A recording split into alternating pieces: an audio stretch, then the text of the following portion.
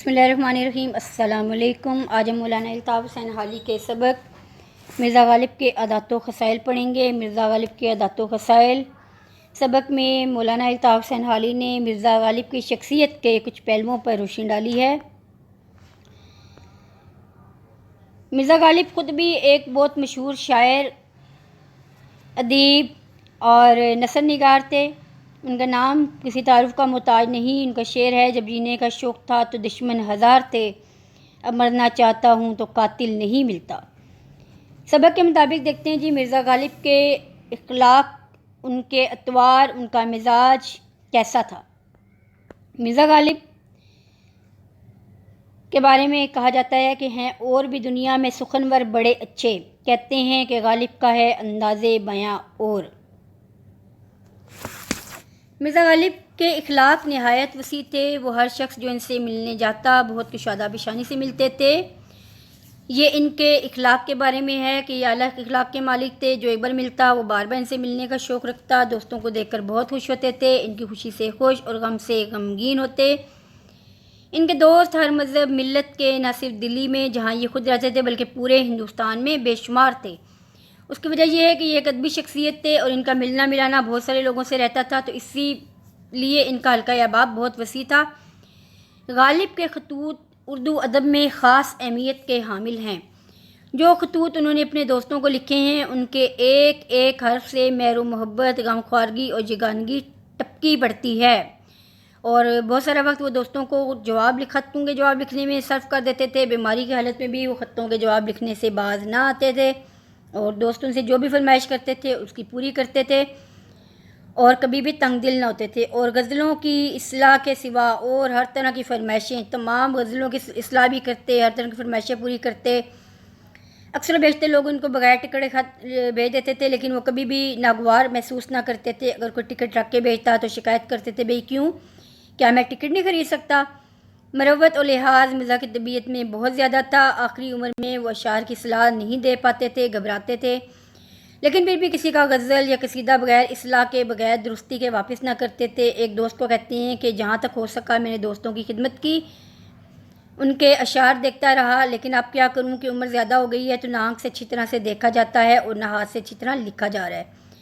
मिर्ज़ा की आमदनी अगरचे कलील थी मगर हौसला फ़राग था, खुला हाथ था उनका, खुला दिल था। सवालिन के दरवाजे से खाली हाथ ना जाया करते थे। इनके मकान के आगे अंधे लूले लंगड़े बैठे रहते थे। उनकी आमदनी 1857 की जंग आज़ादी के बाद 150 रुपये माहवार हो गई थी, लेकिन खाने पीने का ख़र्चा ज़्यादा ना था, तो लिहाजा वो गरीबों की मदद दिल खोल के करते थे। मिजाज में उनके ज़राफ़त पाई जाती थी, ज़रीफ़ाना मिजाज के हामिल थे और अपने दोस्तों से बहुत मोहब्बत करते थे। हंसी मजाक का सिलसिला चलता रहता था।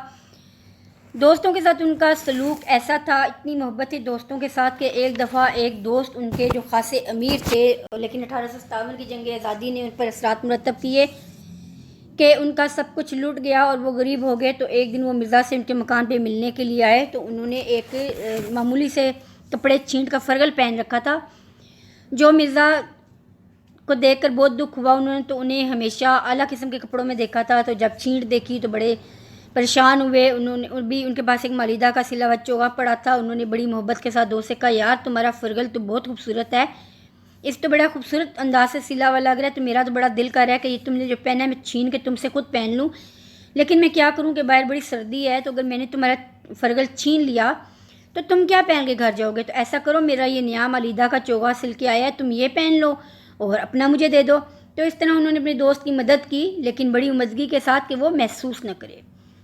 बड़े ज़रीफ़ाना मिजाज के हामिल थे। हंसी मजाक उनके मिजाज का हिस्सा थी, इसीलिए उन्हें हैवान ज़रीफ़ कहा जाता है, यानी हंसी मजाक करने वाला जानवर।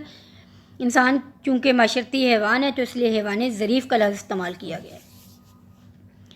एक दिन किले में बादशाह से मिलने गए तो बादशाह ने पूछा, मिर्ज़ा तुमने कितने रोज़े रखे। तो कहते हैं, पीरो मुर्शिद एक नहीं रखा। तो अब देखें इतनी कितनी उमदगी के साथ उन्होंने बात की कि एक नहीं रखा, मतलब ये कि एक ना रखने से मुराद ये भी हो सकती है कि एक भी नहीं रखा या एक नहीं रखा। तो अब इतनी उमदगी से उन्होंने जवाब दिया कि अब जिस तरह जो समझ सकता है वो समझ ले। नवाब मुस्तफ़ा ख़ान के मकान पे गए तो उनके मकान के आगे जो राहदारी थी, जो गुज़रने का रास्ता था, वहाँ पे सूरज की रोशनी न पड़ती थी, तो वो रास्ता तारीक था। تو کہتے ہیں ای چشمہ ہیوان درون تارکیس کہ یہ آب حیات اندھیرے میں ہے، لیکن جب دیوان خانے میں گئے وہاں سے گزر کے تو وہ مشرق کے کس سائڈ پہ تھا، رخ اس کا مشرق کی طرف تھا، سورج کی روشنی اچھے طریقے سے پاڑی تھی۔ تو کہتے ہیں ای خانہ ہما آفتاب است کے گھر تو سارے کا سارا سورج ہے۔